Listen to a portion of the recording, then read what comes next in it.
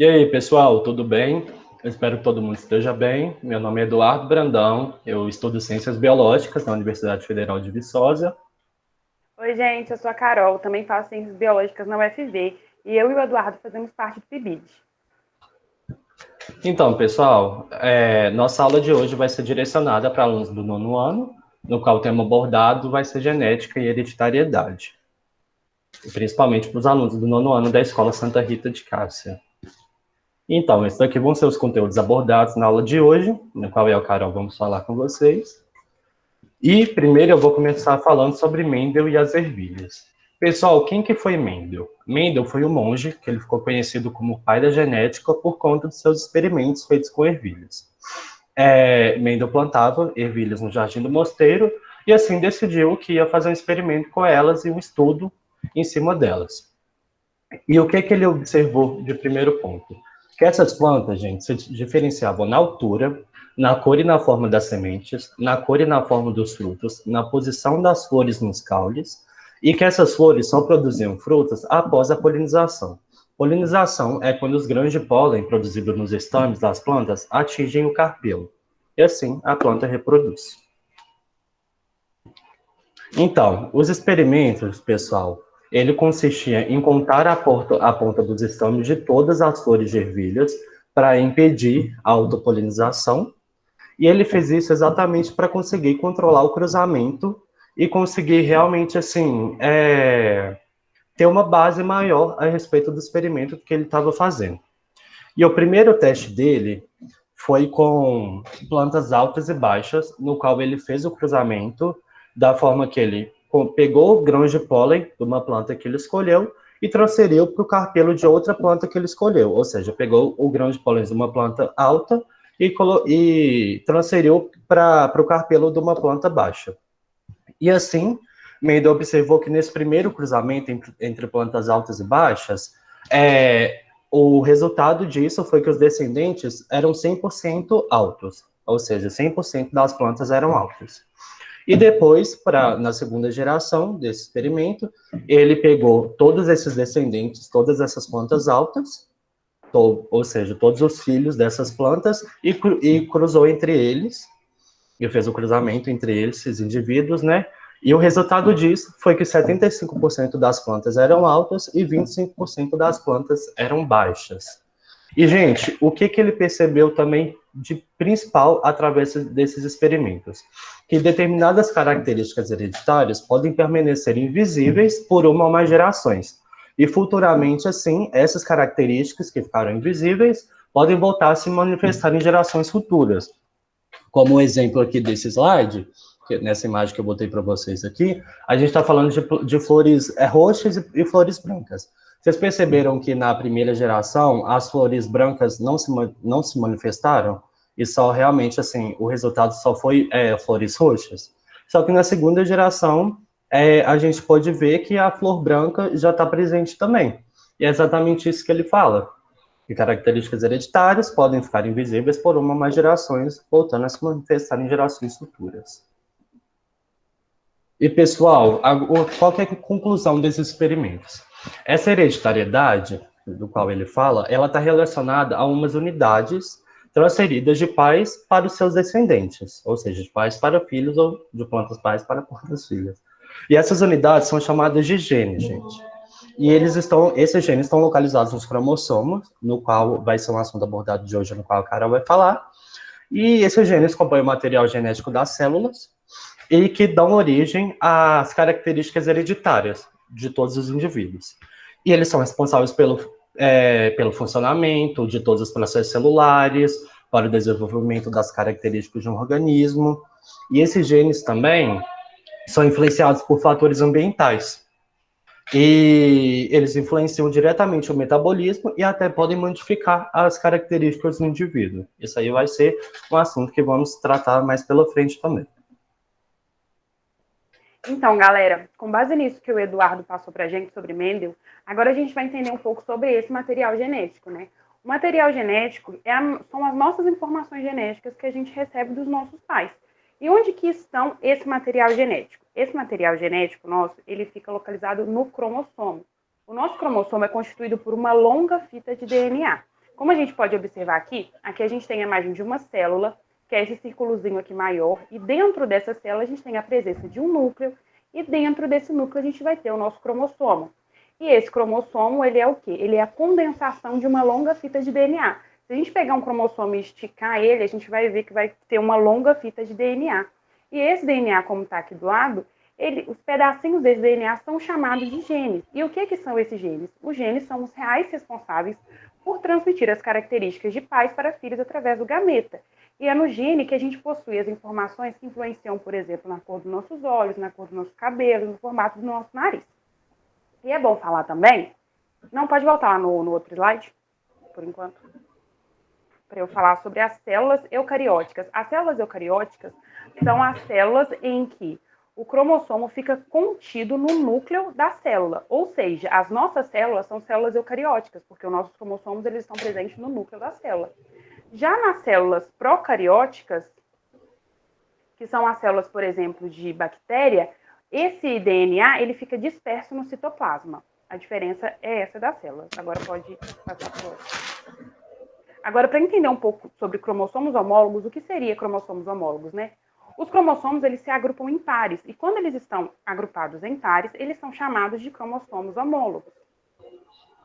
Os nossos cromossomos homólogos, a gente possui dois tipos de células. A gente tem as células somáticas e as células germinativas. Nas células somáticas, que são a maioria das células que a gente possui 46 cromossomos, que são as células que são desenvolvidas após a fertilização do ovócito pelo espermatozoide.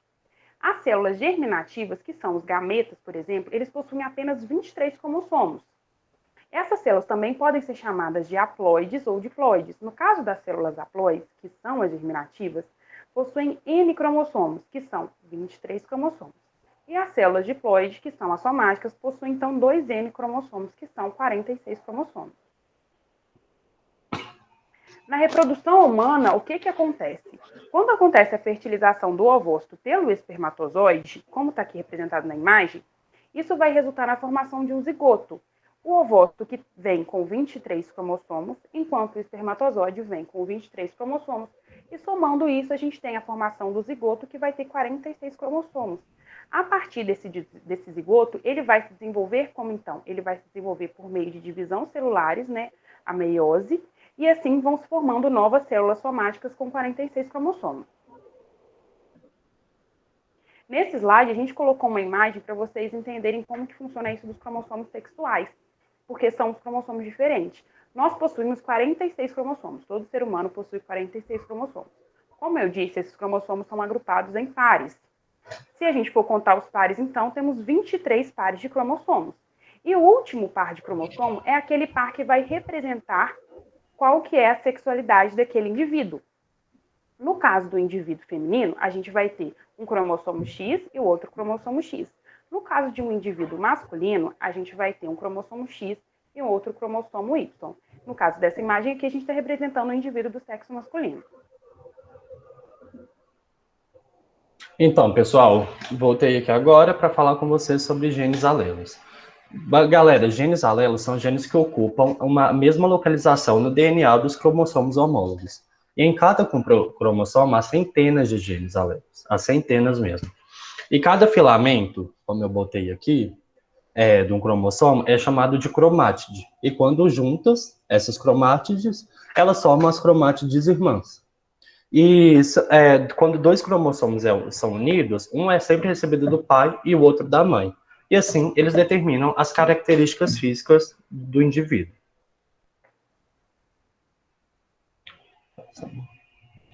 Agora eu vou falar de genótipo, né? E acho que vocês vão conseguir compreender melhor o que são genes alelos. E, gente, genótipo é todo o conjunto, é o conjunto total de genes que um indivíduo possui, né? Como a Carol já falou, na reprodução humana, o genótipo é formado pela combinação dos genes do pai e dos genes da mãe, dando um total de 23 cromossomos do pai e 23 cromossomos da mãe, e o resultado disso são 46 cromossomos, né? Voltando a falar sobre os experimentos de Mendel, que eu acho legal abordar aqui, e falando sobre plantas de ervilhas, quando uma planta alta de ervilha possui em seu genótipo 2 alelos responsáveis pela planta ser alta, cada um desses alelos é representado pela letra azão. Ou seja, ele possui o genótipo azão para essa característica. E quando uma planta de ervilha baixa possui em seus genes dois alelos responsáveis pela planta ser baixa, cada um desses alelos é representado pela letra azinho.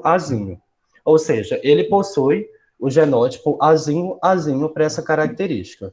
E vocês vão entender melhor isso quando eu falar de alelo dominante e alelo recessivo. Agora, voltando um pouco a falar sobre da separação desses alelos, os gametas, né, como a Carol também já falou sobre gametas, são células haploides que são originadas a partir da meiose, que é um processo de divisão celular no qual acontece a divisão das células diploides, né? Ou seja, durante a formação dos gametas, pessoal, os alelos são separados e apenas um dos alelos de cada par é encontrado em um gameta, como vocês podem ver aqui na meiose 2 aqui no slide, na imagem. Tudo bem? Então, agora, iniciando uma das principais coisas, né, sobre indivíduos homozigotos e heterozigotos. E o que acontece, pessoal? Quando a gente se fala, né, quando o indivíduo possui dois alelos iguais, ele é chamado de homozigoto. Ou seja, podendo possuir genes azão ou azinho. E quando o indivíduo possui dois alelos diferentes, ele é chamado de heterozigoto, podendo ser azinho. Falando agora sobre fenótipo, né? Que são as características físicas do indivíduo, como a cor dos olhos, a cor do cabelo, o tamanho da boca, a cor da pele. E é exatamente mesmo o nosso físico. O físico do indivíduo é o fenótipo dele, entendeu? Então, assim, pessoal, falando dos experimentos de Mendel também, ele diz que o genótipo condiciona o fenótipo. E de que forma isso acontece? Dando um exemplo aqui das ervilhas. Quando uma planta de ervilha possui o genótipo AA, esse genótipo condiciona o fenótipo de plantas altas, ou seja, quando uma planta possui um genótipo azão, ela condiciona a planta a ser uma planta alta. Quando possui um genótipo azinho, ela condiciona o fenótipo de planta baixa, e quando possui o genótipo de genótipo azinho, ela condiciona o fenótipo de plantas altas também, por conta do gene dominante. Ele vai ser abordado agora. Então, falando sobre genes dominantes e recessivos, isso acontece quando o alelo determina uma certa característica que vai manifestar no fenótipo de indivíduos homozigotos e heterozigotos, entendeu? Então, assim, quando um alelo é dominante, pessoal, ele vai manifestar no fenótipo de indivíduos homozigotos e heterozigotos, porque possui azinho e, enfim, é o azão, né? E quando é um indivíduo com alelo recessivo, ele vai manifestar apenas no fenótipo de indivíduos homozigotos, porque vai ser o quê? Azinho, né? Então, falando agora sobre o cruzamento, né, de indivíduos homozigotos e heterozigotos, a gente pode ver o que, então? Que quando se cruzam indivíduos homozigotos, a característica excessiva não aparece na geração filha, porque os descendentes desses indivíduos só vão conter genes azinho. E quando a gente cruza indivíduos heterozigotos, ou seja, azinho com azinho, como está aqui representado na imagem, só que com B, né? Essa característica recessiva pode voltar a reaparecer na geração filha. Você lembra que eu falei lá em hereditariedade, lá atrás, que Mendel falou que determinadas características hereditárias podem permanecer invisíveis em uma geração, podendo voltar a se manifestar em outras? É exatamente isso. E esses indivíduos heterozigotos vão produzir descendentes no qual eles vão ser azão, azinho e azinho, como está aqui na imagem. Bzinho, que vai formar 50% dos indivíduos Bzinho, 25% dos indivíduos Bzão e 25% dos indivíduos Bzinho. Tudo bem? Então, agora falando sobre o fenótipo, os fatores ambientais, pessoal, influenciam o genótipo e, consequentemente, assim, influenciam o fenótipo. Como eu botei aqui na imagem, os hábitos de vida que a gente leva no dia a dia, né, pode condicionar demais e afetar demais o nosso organismo mesmo, o nosso metabolismo e tudo. Por exemplo, quando o indivíduo possui hábitos de vida nada saudáveis, que ele é muito sedentário e tudo, ele sempre vai estar mais suscetível a desenvolver doenças como diabetes, doenças cardiovasculares, realmente obesidade, né, dependendo da genética da pessoa e tudo. E quando o indivíduo possui hábitos de vida saudáveis, quando ele se preocupa realmente assim, com a saúde dele, ele vai ficar muito mais tranquilo e provavelmente, assim, viver a vida muito mais saudável, sem se preocupar com doenças, entre determinadas outras coisas. E uma coisa que eu queria muito frisar aqui, que principalmente, é que essas características que a gente, enfim, leva, enfim, os hábitos que a gente leva durante a vida que podem afetar nosso organismo, ou seja, imagina se eu contrair uma doença, uma diabetes, por conta do hábito de vida que eu levo, não significa e essa doença não vai ser transmitida para o meu filho, porque foi algo que eu desenvolvi agora. Essa não está no meu gene em si, entendeu? Então, assim, é exatamente coisas muito básicas. Por exemplo, quando o pessoal alisa o cabelo, quando uma pessoa toma sol, não significa que meu filho vai nascer com o cabelo da cor que eu pintei, não significa que meu filho vai nascer mais bronzeado também, porque eu pego o sol toda semana. Enfim, espero que vocês tenham entendido. Agora, gente, a gente vai entrar no quesito grupos sanguíneos. Vamos falar sobre tipos sanguíneos. E é importante falar que o nosso sangue ele pode ser classificado por diversos sistemas. Só que os principais, o que a gente mais estuda, são o sistema RH e o sistema BO.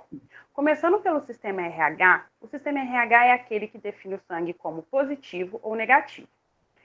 A diferença entre eles é que o RH positivo ele possui uma substância chamada fator RH, enquanto o RH negativo ele não possui essa substância.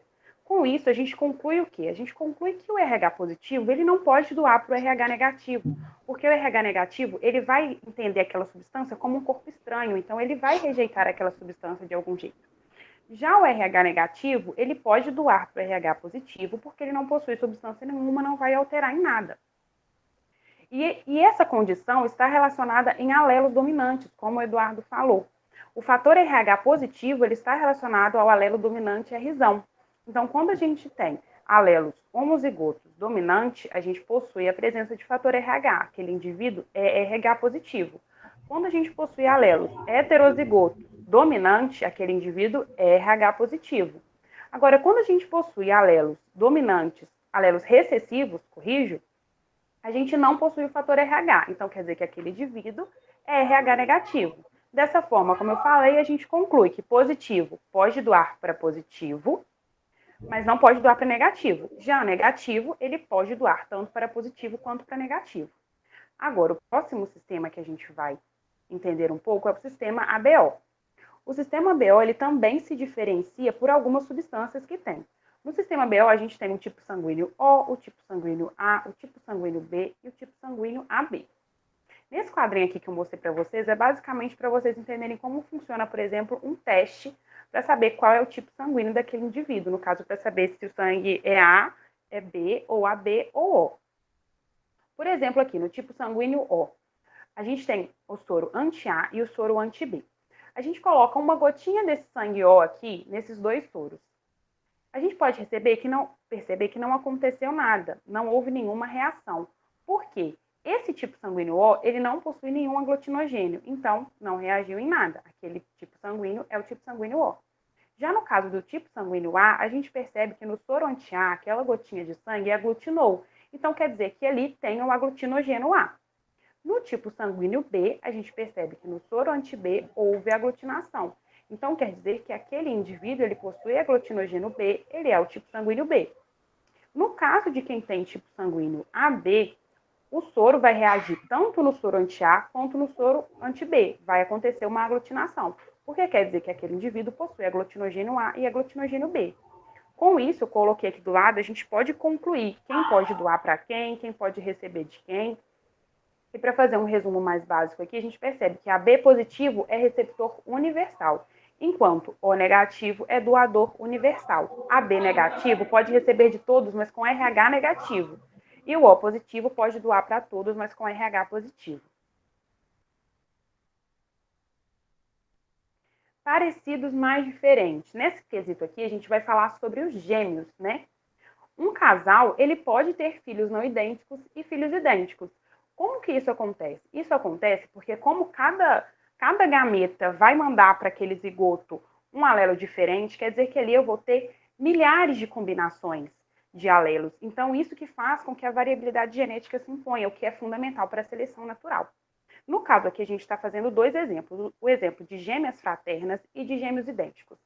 Nas gêmeas fraternas, a gente pode reparar que, apesar de parecidas, elas possuem suas diferenças. Dá para ver que uma tem umas diferenças entre a outra. Por que isso acontece? Porque no caso dos gêmeos fraternos, eles possuem genótipos diferentes, zigotos diferentes, que são chamados de dizigótico. Como que ocorre a fertilização de gêmeos fraternos? Dois ovócitos são fecundados por dois espermatozoides, formando dois zigotos, dois embriões, e embriões que vão se desenvolver em placentas diferentes, ok? Já em gêmeos idênticos, que é essa aqui que a gente está mostrando, dois gêmeozinhos que são bem parecidos, é bem difícil a gente conseguir enxergar fisicamente uma diferença entre eles. Por que isso acontece? Nesse caso, eles têm o mesmo genótipo, eles são idênticos e são chamados de monozigóticos.